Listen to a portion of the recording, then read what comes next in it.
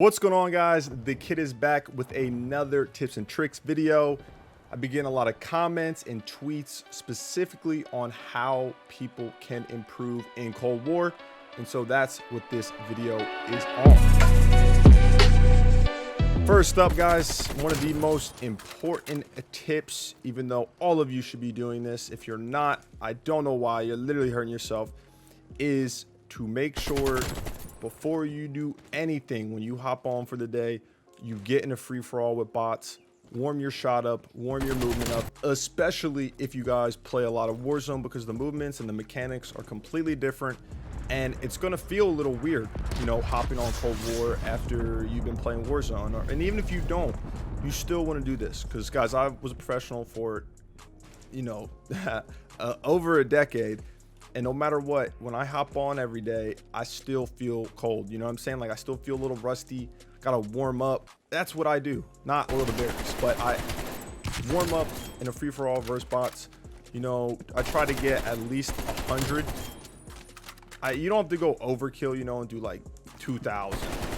But get at least 100 in with whatever gun you want to use for that day. You know, you can switch it up, do 100 with one gun, 100 with another, and just kind of run around the map. You know, treat it as if you're not necessarily headhunting for kills, but like if you were playing, you know. So like whatever your movement would be, try to mimic that in the bots, you know, like getting up to kind of heady, or if you are practicing, you know, whatever, like jump shooting, or you know, you want to try slide cancel. It doesn't matter, it could be anything. Just like your position, you could like work on your angles, you know, while you're shooting bots. You could do a million different things, but you need to warm up with some bots every day. You don't want to just get on Cold War and then instantly, oh, I just got smoked by Jake Paul, instantly hop into whether it be pubs or, you know, GB tournaments, S&D tournaments, competitive scrims. Like it doesn't matter.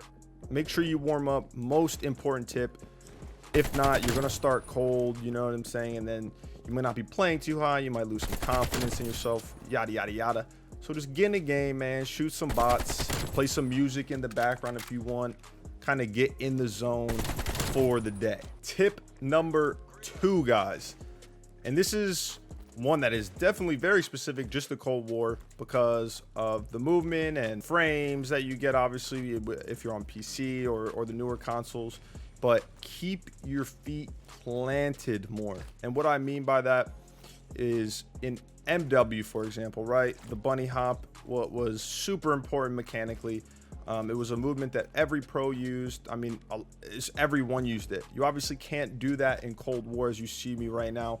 If you try to bunny hop, you literally just get stuck in mud. You know what I'm saying? I do have the AK gold diamond.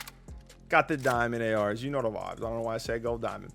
But you can't really bunny hop necessarily to camera. I mean, camera's really not even that good. And then also, I'm obviously not in a game with other players, but if you get into a gunfight and you try and jump, you know, that like mid gunfight, which was very popular in a lot of past Call of Duties, you're gonna get an insane flinch. Like, you're gonna be able to get the kill sometimes, but a lot of the time your gun's just gonna kick up. Okay, and it's going to cause you to lose a lot more gunfights that you normally would win if you were just engaging with your feet on the floor. And obviously you could be ADSing, you know what I'm saying? You could be shouldering before you get into these engagements, but you don't want to jump mid gunfight. Now, you can utilize jumping, you know, if I know that there's going to be an enemy over by these bushes, right?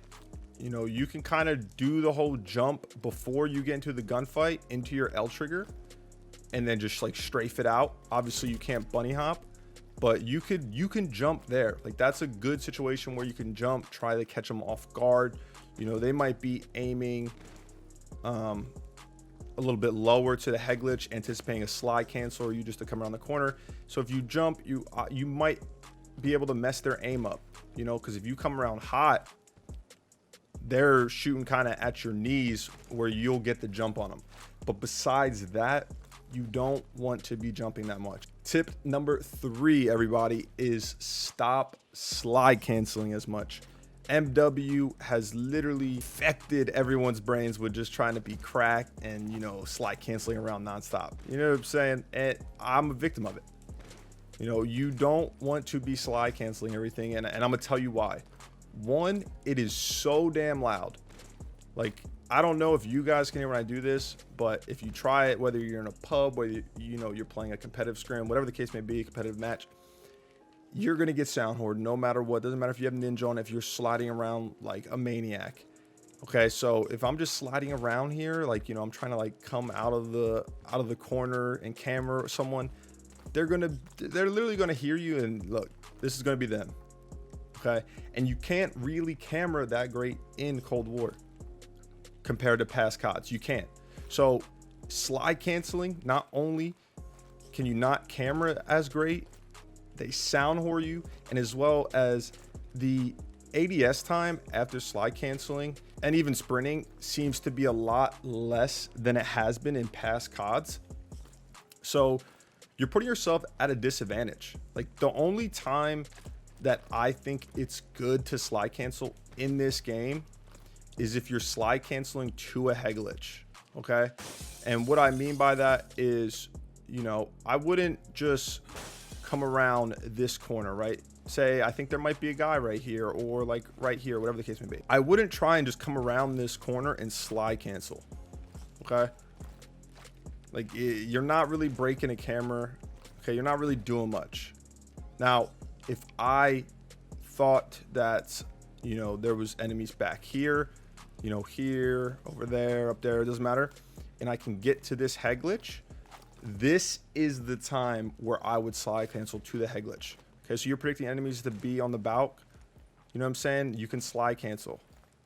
That was kind of cheeks, but you get the point. Like, to the head glitch, and then it's okay.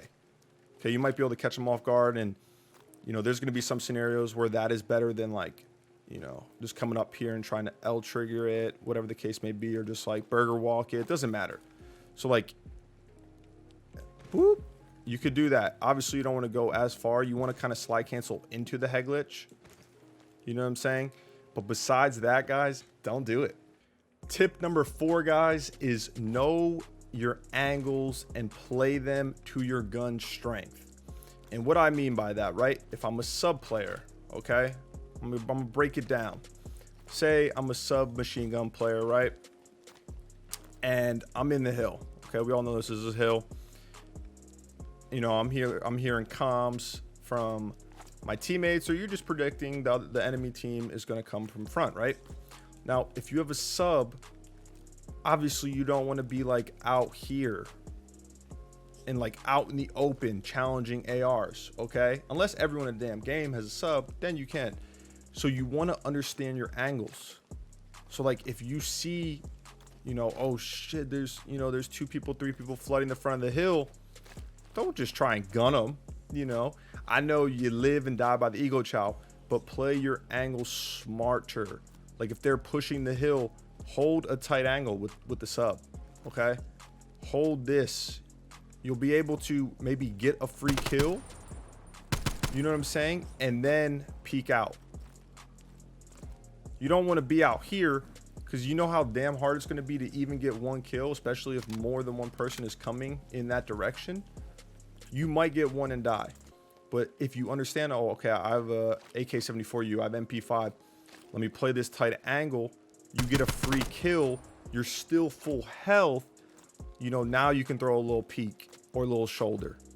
Okay, now, and the difference to that is, like, if you have an AR, you can play this a little bit wider, or like if you're up here, you know, you can play a little bit wider. If you have an AR, you're not going to start with this angle, because if it's a sub getting up close to you, they might win the engagement. So you see the difference? And I mean, you can use that for everything. You know, if I'm right here on the map and I think that they're gonna, you know, be by the bus, or they could be over here, I'm not just gonna sprint around like this, or I just slick cancel to sprint around, but like, I'm not just gonna slide cancel or sprint wide like this to challenge them, because you're putting yourself in a horrible position. Okay, you know what I'm saying? So like, get up to this head glitch, you don't see anything there, okay, you're fine, you still have this cover. Like, give it a little shoulder action. what I'm saying? Just a little sauce.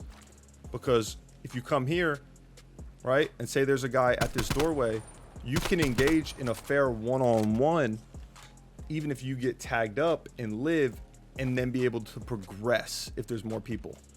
But if you come out the gates hot, even if you win this gunfight, you're dead.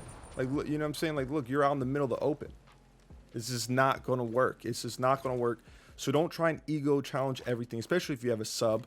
But I mean, it's the same rule really with ARs and AR players. Play your angles.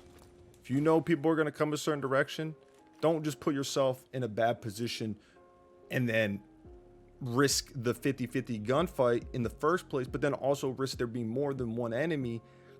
And now you're just you're shit out of luck. You're in a horrible position. You're not doing yourself any favors.